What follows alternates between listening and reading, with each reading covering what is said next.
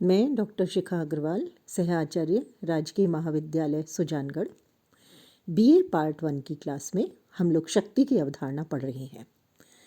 हम पढ़ेंगे शक्ति की अवधारणा में आगे। हमने पिछली क्लास में पढ़ा था कि शक्ति क्या है। इसमें हमने पढ़ा था कि शक्ति को परिभाषित करना बहुत आसान नहीं है।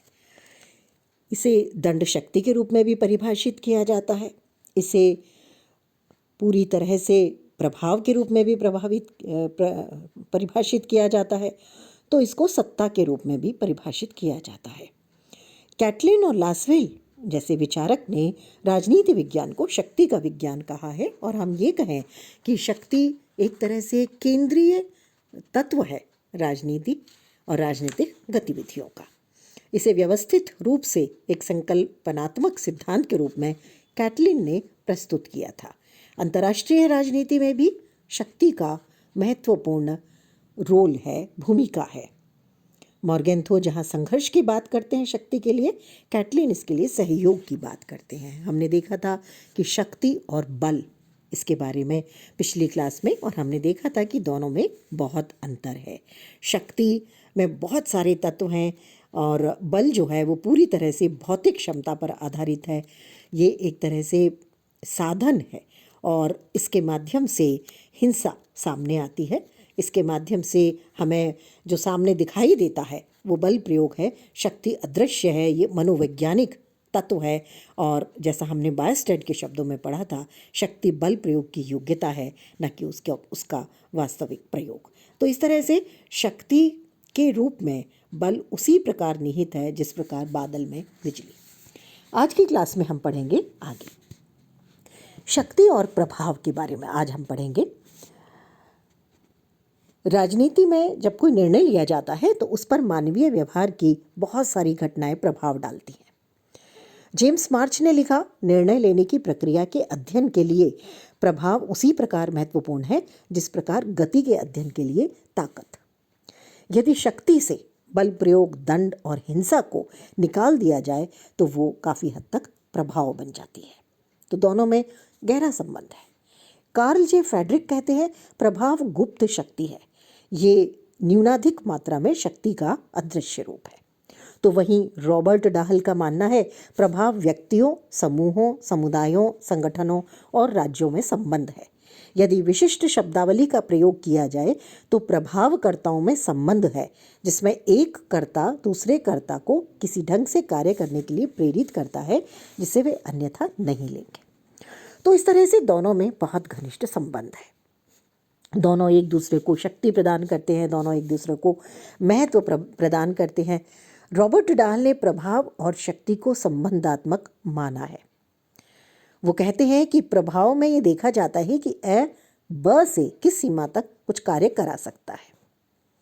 दोनों में पारस्परिक अनुपूरकता भी है। लेकिन अगर हम भौतिक बल प्रयोग के साथ संलग्न होकर प्रभाव को देखें तो वो शक्ति बन जाती है।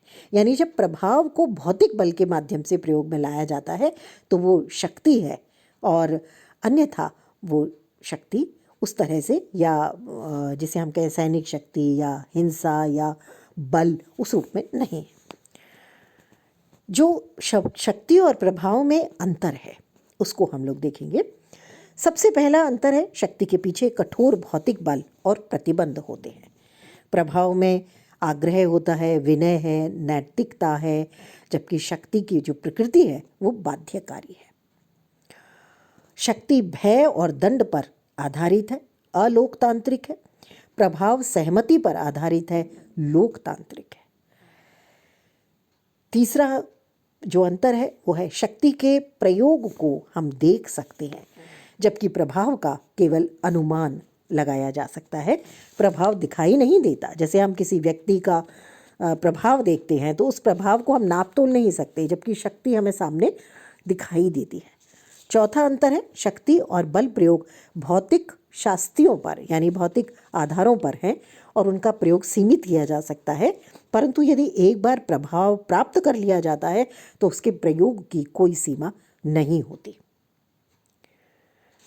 पांचवा है, शक्ति एक भौतिक तत्व है, एक बाध्यकारी तत्व है, इसका प्रयोग किया जाता है, जिस पर भी उसे उसकी पालना करनी होती है, उसके पास में इसका कोई विकल्प नहीं होता। तो ये एक बाध्यकारी तत्व है और इसका प्रयोग जिस पर भी होगा उसे इसको मानना पड़ेगा। इसके विपरीत जो प्रभाव है वो अनुनय यानी आग्रह की मानसिक क्रिया है और इसका प्रयोग जब किया जाता है तो इसके प्रयोग पर पालना करने के लिए कोई भी विवश नहीं होता। अगला आता है, क्योंकि ये भौतिक तत्व है इसलिए इसे यानी शक्ति को भौतिक तत्व है, इसे बाह्य तत्व भी कहते हैं, ये बाध्यकारी है। किंतु प्रभाव एक आंतरिक तत्व है क्योंकि ये नैतिक तत्व है। अगला आता है अंतर, शक्ति निर्विकल्प है, बाध्यकारी है, जिस पर भी इसका प्रयोग किया जाता है उनमें कटुता उत्पन्न हो जाती है। इसके विपरीत हम देखते हैं प्रभाव एक नैतिक और मानसिक क्रिया है, अतः प्रभावित व्यक्ति और प्रभावशाली के बीच एक मानसिक सामंजस्य पैदा होता है और अंत में सद्भाव आता है। एल्फ्रेड वुल्फर्स ने शक्ति और प्रभाव में अंतर किया है। शक्ति से उनका तात्पर्य धमकियों के द्वारा दूसरों को नियंत्रित करने की सामर्थ्य और प्रभाव से अभिप्राय है प्रलोभन एवं अनुनय द्वारा दूसरों को नियंत्रित करने की कला। यानी दूसरे शब्दों में हम बात करें तो दंड और बल प्रयोग के ऊपर प्राप्त किया गया नियंत्रण काफ़ी हद तक प्रभाव है। प्रभाव अंतर्राष्ट्रीय राजनीति के स्वरूप की भी समुचित व्याख्या करता है। शक्ति की अभिव्यक्ति वहाँ होती है जहाँ तीन बातें पाई जाती हैं। पहली, दो पक्षों के बीच मूल्यों का संघर्ष। दूसरा, एक पक्ष द्वारा दूसरे पक्ष की मांग या ज़रूरतों की समुचित पूर्ति की जाना। तीसरा, एक पक्ष को दूसरे पर प्रतिबंधों का भय पैदा करने की सामर्थ्य। वस्तुतः प्रतिबंध लागू करने या भय पैदा करने की सामर्थ्य ही वह तत्व है जिसके आधार पर प्रभाव रूप संबंध शक्ति रूप में बदल जाता है। तो इस तरह से हम देखते हैं शक्ति और प्रभाव में जहाँ संबंध भी है वहाँ दोनों में अंतर भी है। अब आते हैं शक्ति के प्रकार पर। शक्ति के तीन रूप हैं। पहला है शारीरिक शक्ति, दूसरा है मनोवैज्ञानिक शक्ति और तीसरा है आर्थिक शक्ति। पहला है शारीरिक शक्ति। शारीरिक शक्ति सैनिक शक्ति के रूप में है। जब जब सेना की अधीनस्थ स्थिति का अंत होता है तब तब राजनीतिक शक्ति सैनिक नेतृत्व के हाथों में चली जाती है। हम लोग अंतर्राष्ट्रीय स्तर पर देखते हैं कि कभी कभी और कहीं कहीं सैनिक क्रांतियां भी होती हैं। ऐसे में जो राजनीतिक शक्ति है वो सैनिक शक्ति के हाथ में चली जाती है। इन देशों में लोकतांत्रिक परंपरा का अभाव होता है।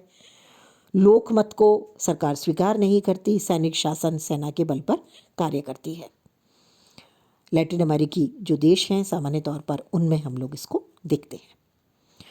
प्रौद्योगिकी के विकास से राज्य की जो शारीरिक शक्ति है इसके कई रूप हैं, कई रूपों में ये बटी रहती है। जैसे हम देखते हैं स्थल सेना है, जल सेना है, वायु सेना है, प्रक्षेपास्त्र वाले परमाणु शक्ति के केंद्र हैं। तो सैनिक शक्ति के इस प्रकार के विभाजन से राजनीतिक सत्ता को थोड़ी सुरक्षा प्राप्त होती है और बड़े देशों में आसानी से सैनिक क्रांति नहीं होती। दूसरा है मनोवैज्ञानिक शक्ति। मनोवैज्ञानिक शक्ति प्रतीकात्मक सूचकों से मिलकर के बनती है जो व्यक्तियों के मस्तिष्क और भावनाओं को प्रभावित करते हैं। ये प्रचार माध्यमों के द्वारा लोगों के विचार और कार्यों को प्रभावित करते हैं, नियंत्रित करते हैं और बड़ी चतुराई से इसका मनोवैज्ञानिक तरीके से प्रयोग होता है। अरब इजराइल युद्ध के समय इजराइल ने इस तरह से प्रचार किया, अपने बारे में ये प्रभाव फैलाने की कोशिश की कि उसके पास आणविक बम है। मनोबल कम करने के लिए ऐसा किया गया। इसके साथ साथ बहुत सारे देश अन्य इसी तरह के कार्य करते रहते हैं। रेडियो का प्रसारण करना है या अन्य माध्यमों से, रेडियो अखबार के माध्यम से, टीवी के माध्यम से अपने विरोधी और शत्रु राज्यों में अव्यवस्था फैलाने के उद्देश्य से मनोवैज्ञानिक शक्ति का प्रयोग किया जाता है। सैनिक बल के माध्यम से ऐसा नहीं होता।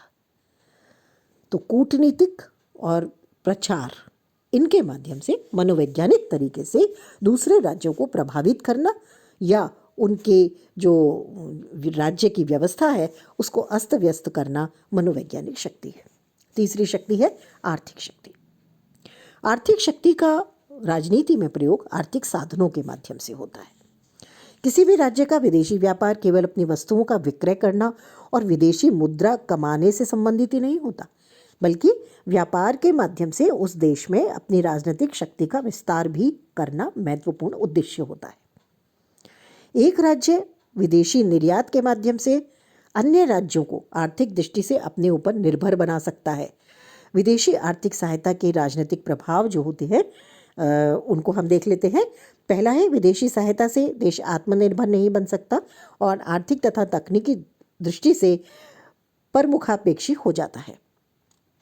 दूसरा है, विदेशी सहायता से होने वाले तात्कालिक लाभ के चक्कर में देश पर कर्ज का बहुत ज़्यादा भार आ जाता है, जिसको चुकाते चुकाते देश परेशान हो जाता है।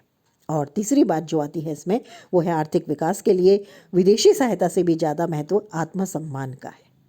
तो लंबे समय तक अगर कोई देश दूसरे देश के ऊपर आर्थिक रूप से निर्भर है तो देश का मनोबल और आत्मसम्मान काफ़ी हद तक क्षीण हो जाता है। भारत भी जब बहुत ज़्यादा विदेशी सहायता लेता था, जिस समय हम स्वतंत्र हो के चुके थे 1966 में, तो हमें अपने रुपये का अवमूल्यन विदेशी आर्थिक दबाव के बाद करना पड़ा था। अमेरिका की बहुराष्ट्रीय कंपनियां इसी तरह से काम करती हैं और इनके माध्यम से वो विभिन्न देशों पर आर्थिक दबाव बनाने की कोशिश करती हैं। अब आते हैं शक्ति को कैसे प्रयोग में लाया जाता है। शक्ति का जो प्रयोग है वो दो लोगों या दो राष्ट्रों के मध्य कम से कम होता है। इसमें एक राष्ट्र दूसरे को प्रभावित करने की कोशिश करता है, चाहे वो किसी भी तरीके से हो, उसे समझा बुझा कर है, प्रलोभन दे करके है, धमकी दे करके है, या फिर सैनिक या बल प्रयोग कर करके है। डॉक्टर महेंद्र कुमार कहते हैं, राज्य अन्य राज्यों से अपना अभिष्ट व्यवहार करने के लिए जो विधियां या तरीके अपनाते हैं वो हैं अनुनय यानी परसुएशन, पारितोषिक या पुरस्कार जिसे हम रिवार्ड्स कहते हैं, दंड पनिशमेंट, और बल प्रयोग कोरेशन। तो इस तरह से ये 4 तरीके हैं। और यदि अन्य राज्यों का व्यवहार नियंत्रित करने की सामर्थ्य को शक्ति माना जाए तो इन विधियों को शक्ति के प्रयोग के साधन कहा जा सकता है। तो इस प्रकार से 4 तरीके हमारे सामने हैं शक्ति को प्रयोग में लाने के। पहला है समझाना। ये सबसे सरल तरीका है, इसका परिणाम भी स्थायी होता है क्योंकि इसमें हिंसा कम से कम काम में ली जाती है। इसमें एक राष्ट्र या एक व्यक्ति दूसरे व्यक्ति के विचारों को प्रभावित करता है और उसे बदलने की कोशिश करता है। इसे हम अंतर्राष्ट्रीय राजनीति में राजनय, डिप्लोमेसी या कूटनीति के रूप में देखते हैं। इसके माध्यम से एक देश दूसरे देश को अपने अनुसार, अपनी नीतियों के अनुसार या संधि या समझौता करना है उसके अनुसार चलाने की कोशिश करता है। इसे समझाने की कला भी कहते हैं। तो एक राजनयिक जो होता है उसकी सफलता इसी आधार पर है कि वो बिना प्रलोभन के, दंड के या अन्य शक्ति की विधियां जो हैं उसको काम में लिए बिना किस तरह से समझाने की कला का प्रयोग करता है। दूसरा है प्रलोभन। प्रलोभन यानी अपने अनुसार आचरण को बनाने के लिए उसे पारितोषिक देना, पुरस्कार देना या लालच देना। इसमें एक देश दूसरे देश को लालच देकर उसके व्यवहार पर प्रभाव डालने की कोशिश करता है। ये प्रलोभन भी 4 प्रकार के होते हैं। पहला है मनोवैज्ञानिक, दूसरा है भौतिक, तीसरा है आर्थिक और चौथा है राजनीतिक। सामान्य तौर पर प्रलोभन भौतिक होते हैं। इसमें भूप्रदेश, सैनिक सहायता, सैनिक अड्डे या प्रशिक्षण की सुविधाएं आती हैं। आर्थिक प्रलोभनों में कर्ज देना है, सहायता के रूप में धन देना है। जैसे हम देखते हैं सेकेंड वर्ल्ड वॉर के बाद अमेरिका और सोवियत संघ ने आर्थिक सहायता की नीति अपनाई। इसके अतिरिक्त राजनीतिक स्तर पर विभिन्न देशों में अधीनस्थ राज्य को स्वाधीन करने की बात कही जाती है या समर्थन देने की बात कही जाती है। तो इस तरह से प्रलोभन दिया जाता है तरह तरह से। तीसरा आता है दंड। दंड एक तरह से धमकी देने का तरीका है। अगर समझाने के बावजूद एक राष्ट्र और प्रलोभन के बावजूद वो दूसरे राष्ट्र की बात नहीं मानता तो उसे दंड की धमकी दे सकता है। ये बातें अंतर्राष्ट्रीय राजनीति में आए दिन होती रहती है और दंड को प्रभावशाली बनाने के लिए आवश्यक है कि उसकी केवल धमकी दी जाए, उसे प्रयोग में नहीं लाया जाए। और चौथी बात आती है बल या शक्ति। ये अंतिम तरीका है। दंड और बल प्रयोग में भेद करने की आवश्यकता है। दंड एक तरह से रोकने की धमकी है, परंतु सचमुच इस धमकी को अमल में लाया जाता है तो वो बल प्रयोग है। अंतर्राष्ट्रीय राजनीति में बल प्रयोग का सबसे ज़्यादा जो उग्र रूप होता है वो है युद्ध करना। यह अंतिम चरण है और सामान्य तौर पर इससे सभी राष्ट्र बचते हैं, क्योंकि अब परमाणु युग है, परमाणु शक्ति है बहुत सारे देशों के पास में, और उससे भी ऊपर नाइट्रोजन बम भी हैं और भी शक्तियां हैं। तो इसलिए बल प्रयोग आखिरी हथियार के रूप में है, जिसका प्रयोग सबसे कम किया जाना उचित होता है। अब देखते हैं शक्ति की अवधारणा हेरल्ड लासवेल क्या कहते हैं। हेरल्ड लासवेल ने राजनीति विज्ञान में शक्ति के विज्ञान को पर्याय माना है। उनकी दृष्टि में राजनीति प्रभाव और प्रभावी का अध्ययन है, यानी दोनों को हम राजनीति विज्ञान में पढ़ते हैं। शक्ति अपने आप में एक मूल्य है और दूसरे मूल्यों की उपलब्धि का साधन भी है। प्रभाव दूसरे व्यक्तियों की नीतियों को बदलने की प्रक्रिया है। शक्ति और प्रभाव दोनों के प्रयोग का साधन बाध्यकारी भी हो सकता है और विनय और आग्रह भी हो सकता है। लासवेल के अनुसार राजनीतिक संबंधों का लक्ष्य सदा ही मनुष्यों के द्वारा शक्ति की खोज है। शक्ति वितरणात्मक है और राजनीति विज्ञान का लक्ष्य निर्धारित करता है कि उसका वितरण कैसे और किस आधार पर हो। तो इस तरह से लासवेल के अनुसार प्रभाव और प्रभावी का अध्ययन है केवल औपचारिक सीमाओं तक या संस्थाओं तक सीमित नहीं होकर सब जगह मौजूद है और दूसरों पर मूल्यों को लागू करने की शक्ति है। तो शक्ति राजनीति का मुख्य सार है, हेराल्ड लासवेल ऐसा मानते हैं। शक्ति साधन भी है और साध्य भी है, ये भी माना जाता है। यानी जहाँ एक और अंतर्राष्ट्रीय राजनीति में हम देखते हैं परिस्थिति परिवर्तन के साथ साथ शक्ति का जो स्वरूप है वो भी बदलता जा रहा है। तो शक्ति अपने आप में साधन भी है। बल प्रयोग के माध्यम से, प्रचार और सम्मान या प्रभाव के माध्यम से वो दूसरे देशों को प्रभावित करती है, तो वो साध्य भी है, वो अपनी बात मनवाती भी है। तो दोनों चीज़ें इसमें हम देखते हैं। जिस प्रकार धन एक साधन है और धन से अन्य कई चीज़ें खरीदी जा सकती है, उसी प्रकार शक्ति विदेश नीति का साधन है। शक्ति के माध्यम से विदेश नीति के लक्ष्य यानी राष्ट्रीय हितों को प्राप्त किया जाता है। शक्ति के माध्यम से एक राष्ट्र को प्रतिष्ठा, भूमि, कच्चा माल, सुरक्षा और मित्र ये सब मिलते हैं। तो कुल मिलाकर के इसे एक तरह से हम देखें तो ये साधन है, लेकिन शक्ति साध्य भी है। साध्य कैसे है, इसको कई लोग अंतर्राष्ट्रीय राजनीति में मानने की भूल कर लेते हैं कि ये साध्य है। राजनीतिज्ञों की अधिकतम शक्ति संचय की महत्वाकांक्षा और छोटे छोटे महत्वहीन मुद्दों पर बल प्रयोग करने की धमकी शक्ति को साध्य में परिवर्तित कर देती है। जैसे हिटलर और मुसोलिनी के लिए शक्ति साधन नहीं थी, साध्य थी। तो इस तरह से शक्ति एक साधन मात्र है, लेकिन उसको साध्य मानने की भूल भी बहुत सारे विचारक कर लेते हैं। शक्ति को कैसे नापा जाता है ये भी हम देखेंगे, क्योंकि बहुत आसान नहीं है शक्ति को नापना, क्योंकि कभी ये दृश्य होती है, कभी दृश्य नहीं होती है, प्रभाव के रूप में होती है, बल के रूप में है तो हम इसे नाप सकते हैं, लेकिन उसमें भी मुश्किल है। तो कैसे हम इसको देखेंगे, इसका मूल्यांकन करते समय जो विभिन्न कारक हैं उनको हम कैसे देखेंगे। देखिए, शक्ति का अनुमान और उसकी वास्तविकता में अंतर है। केवल किसी देश की शक्ति इस बात पर निर्भर नहीं है कि वो दूसरे देश के व्यवहार को किस हद तक प्रभावित करती है, बल्कि इस बात पर भी निर्भर है कि दूसरे राष्ट्र उसकी शक्ति का क्या अंदाजा लगाते हैं। जैसे एक उदाहरण लेते हैं, द्वितीय महायुद्ध से पहले इटली को एक बड़ी शक्ति माना जाता था, परंतु युद्ध काल में ये बात स्पष्ट हो गई कि इटली वास्तव में कोई बहुत बड़ी शक्ति नहीं है, उसकी शक्ति का गलत अनुमान लगाया गया था। दूसरा है शक्ति का सापेक्ष होना। शक्ति हमेशा सापेक्ष है, यानी कुछ राज्यों की तुलना में शक्ति को हम देखते हैं। ये कुछ राज्य अधिक शक्तिशाली है, कुछ राज्य बराबर है, कुछ राज्य दूसरों की तुलना में शक्तिहीन है। एक ही राज्य एक ही समय में एक अन्य राज्य की तुलना में बहुत शक्तिशाली हो सकता है तो दूसरे राज्य की तुलना में बहुत शक्तिहीन हो सकता है। तो इस तरह से हम अगर देखें तो एक राष्ट्र अलग अलग राष्ट्रों के समकक्ष अलग अलग स्थिति में होता है।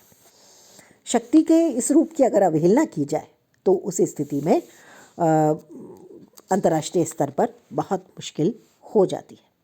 प्रथम विश्व युद्ध की समाप्ति पर सैनिक दृष्टि से फ्रांस बहुत ज़्यादा शक्तिशाली राष्ट्र था, लेकिन 1940 की भयंकर हार के बाद उसकी जो सैनिक दुर्बलता थी वो पूरी तरह से स्पष्ट हो गई।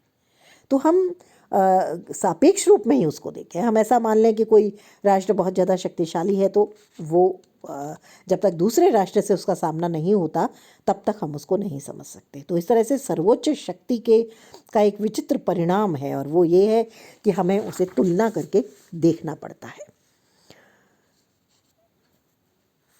जो राष्ट्र हांस जे मॉर्गेनथाउ कहते हैं, जो राष्ट्र इतिहास के किसी विशेष क्षण में शक्ति के शिखर पर पहुंच जाता है वो ये भूल जाता है कि सभी शक्ति सापेक्ष है, बल्कि वो ये मान लेता है कि उसने खुद की शक्ति को सर्वोच्च स्तर पर प्राप्त कर लिया है और वो अन्य तत्वों की उपेक्षा कर देता है, और इसका नुकसान उसको हमेशा उठाना पड़ता है। तीसरा आता है तुलनात्मक स्वरूप, यानी शक्ति तुलनात्मक है। कोई राष्ट्र शक्तिशाली है, कोई राष्ट्र कमज़ोर है, एक दूसरे के तत्वों से उसकी तुलना होती है। शक्ति की दृष्टि से कोई भी दो राष्ट्र कभी भी समान नहीं होते, सब अलग अलग हैं। जैसे हम व्यक्तियों को देखते हैं, कोई भी दो व्यक्ति समान नहीं है, उसी प्रकार राष्ट्र भी शक्ति के रूप में समान नहीं है। हालांकि राष्ट्रीय शक्ति सभी के लिए महत्वपूर्ण है, लेकिन किसी भी राष्ट्र की दूसरे राष्ट्र से बराबरी नहीं कर सकते। किसी राष्ट्र की शक्ति किसी एक तत्व में ज़्यादा है तो किसी की दूसरे में। अगली बात आती है शक्ति का विश्वसनीय होना। अंतर्राष्ट्रीय राजनीति में शक्ति विश्वसनीय होना बहुत जरूरी है। जो धमकी विश्वसनीय नहीं होती उस शक्ति को कोई नहीं मानता। मान लीजिए एक राष्ट्र यानी क ने राष्ट्र ख को धमकी दी कि अगर उसने उसके अनुसार व्यवहार नहीं किया तो उसके खिलाफ बल प्रयोग करेगा, लेकिन अगर क ऐसा नहीं करता तो उसकी धमकी को कोई नहीं समझेगा और उसके बाद में उसको आगे भी कोई शक्ति मानने को तैयार नहीं होगा। अगली बात आती है शक्ति की विशिष्ट रूपता का महत्व।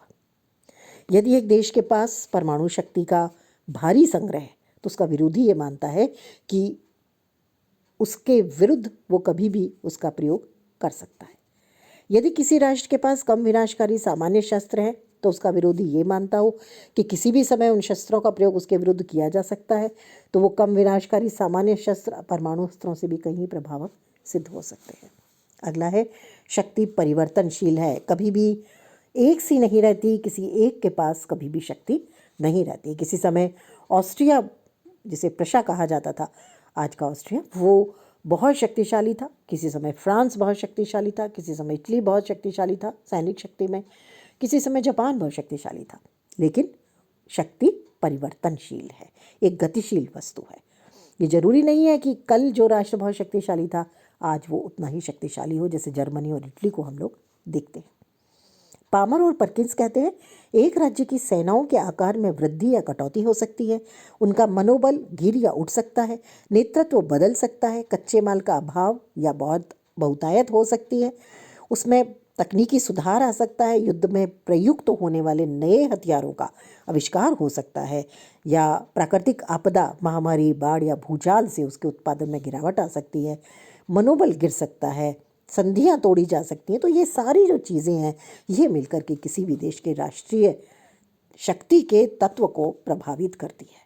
इनमें से एक भी तत्व अगर नेगेटिव हो जाता है, कमज़ोर हो जाता है, नकारात्मक हो जाता है, तो राष्ट्रीय शक्ति भी कमज़ोर हो जाती है। तो इस प्रकार भी राष्ट्र की शक्ति स्थिति में परिवर्तन होता रहता है। अब आते हैं शक्ति का मूल्यांकन। हम अंतिम स्थिति में हैं शक्ति चैप्टर को पढ़ने में। मॉर्गेनथाउ कहते हैं कि शक्ति का जब हम मूल्यांकन करते हैं तो हम कई भूल कर बैठते हैं। पहली भूल तो यह है कि जब एक राष्ट्र निरंकुश शक्ति बनता है तो दूसरी शक्तियों के सापेक्ष महत्व को वो भूल जाता है, यानी और जो राष्ट्र हैं वो भी शक्तिशाली हैं, सामान्य तौर पर वो इस बात को भूल जाता है। दूसरी जो भूल है वो है कि जब कोई राष्ट्र अतीत काल में यानी प्राचीन काल में निश्चित रूप से महत्वपूर्ण भूमिका का निर्वाह करने वाले अपने किसी एक शक्ति तत्व को स्थायी मान बैठता है और उस गति में परिवर्तन की उपेक्षा करता है जो अधिकांश शक्ति तत्वों को शामिल करता है। यानी जो पहले उसके पास में कोई तत्व था जिससे वो शक्तिशाली था, उसको उसने स्थायी मान लिया, लेकिन बहुत से ऐसे तत्व हैं जो परिवर्तित होते रहते हैं, उस पर उसने ध्यान नहीं दिया, तो हो सकता है कि दूसरा कोई राष्ट्र बहुत ज़्यादा शक्तिशाली बन जाए। और तीसरी भूल है जब कोई राष्ट्र अपने किसी एक ही शक्ति तत्व को निर्णायक मान लेता है और अन्य शक्ति तत्वों की परवाह नहीं करता। तो ऐसा नहीं है कि शक्ति का आकलन करने में राष्ट्र गलती नहीं करते। जैसा हम माने कि एक राष्ट्र की शक्तियों का अन्य राष्ट्रों की शक्तियों के साथ सामंजस्य स्थापित न करने में निहित है कि वो भूल कर रहा है, इसी तरह से एक समय की वास्तविक शक्ति का भविष्य जो है वो ज़रूरी नहीं है कि पिछली जो उसकी शक्ति थी उसे कोई सामंजस्य बिठाता हो।